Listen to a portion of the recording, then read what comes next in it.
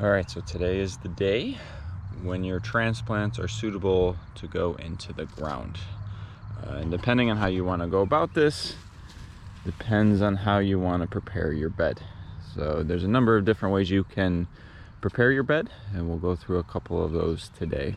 The first and easiest would be to do nothing. So that would pretty much apply to those individuals that have soil that is ready to use. Mine was certainly not that. It's very clay, very crappy, very rocky, so it needed to be improved upon. But if your soil is ready to go, where you just want to put a shovel into it and do a true no-till and let nature just go its course, that is certainly going to be the best and the easiest. For me, that just simply was not going to work.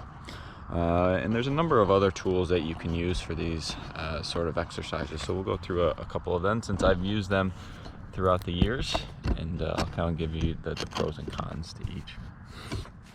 So the first one is, I don't know what it's classically called, but I call it the garden claw. So it's something you're probably looking at 5 inches long on the claw. You put your claw onto the ground, hammer onto it, and you just kind of do a motion where you just break up the soil, and it's nice flowy soil. So this is the first tool I ever used many years back in a much smaller plot. It is very effective, it works very well. The main problem is if you're doing something on my scale with, in this case, a 50-foot bed, it is certainly not sustainable. It is very laborious, very physically demanding, especially if you have very compact soil. It will decompact that, but it will take a lot of time and energy to do that. So everything with this is good if you just have a small plot and just want to take the dirt very quickly and get it nice and workable, but it is physically demanding. The next easier is just going to be use a tiller. So this is a front tine tiller. You can use back tine tillers, it doesn't really matter. This is a gas one. You can get them in electric ones, you can get them in battery ones. These obviously take away the physical aspect and make it more mechanical. Very effective, very nice and easy.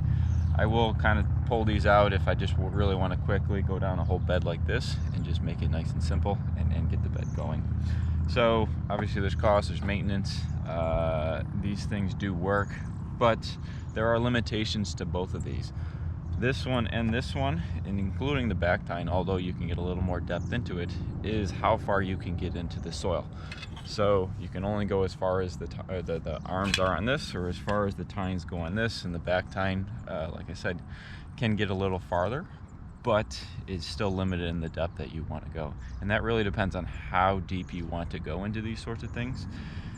Few inches into it, 4 or 5 inches, it should be suitable. You really don't need to go farther than that. But there are other times where your dirt is so good, such as my dirt is very good because I put 4 or 5 inches of nice, fresh, flowy compost onto it, where these things aren't effective anymore. Pretty much they just move the soil around because it doesn't really compact. Same thing with this. This is just, if I were to use this, it's pretty much just to get the weeds off on the top layer. The soil just doesn't come very compact. But there are times, and I'll just dig really quick, where the soil meets the natural soil. So if you can kind of see that tannish color brown, so that's the natural soil here.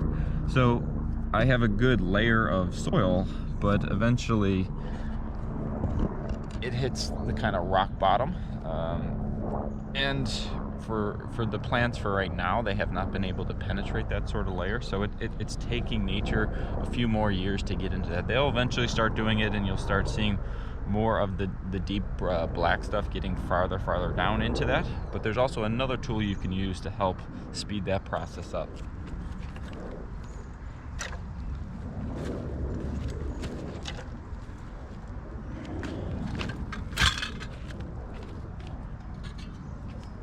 And that's a broad fork.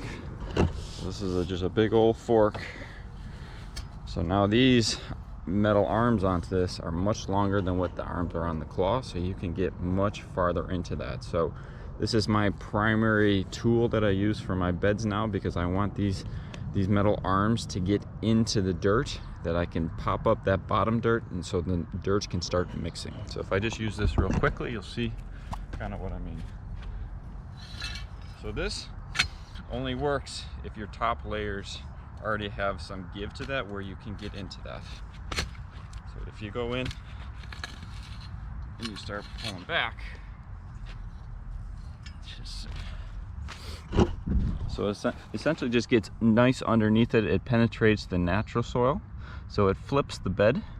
So you can see where my soil structure is. We have good structure on top, and now we're getting into that natural bed. So these forks will get into the natural bed, poke through that, and then when I lift backwards, it kind of flips them up. It almost wants to flip them upside down. And so now that causes something that was very compact to be crumbly. And when it's crumbly, then we start mixing. So you can either naturally have that work with the plants and the root systems, breaking that up, or you can use a broad fork to just speed up that process to get that bottom layer broken up. So the next time when you put in your plants that have that deep root system, they'll be able to penetrate even further, and throughout the years you'll eventually start seeing your dirt just looking like this, much farther down into that. So this only works if you already have a working bed with flowy soil. If I were to have the concrete bed that the natural soil is, this will not penetrate it. It will work, but you'll probably only get that much into it. Right now I can get very far into this that's able to flip the bed.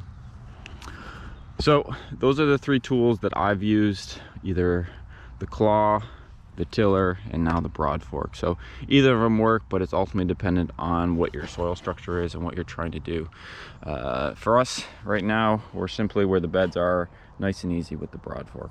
So something to consider when you're making your beds.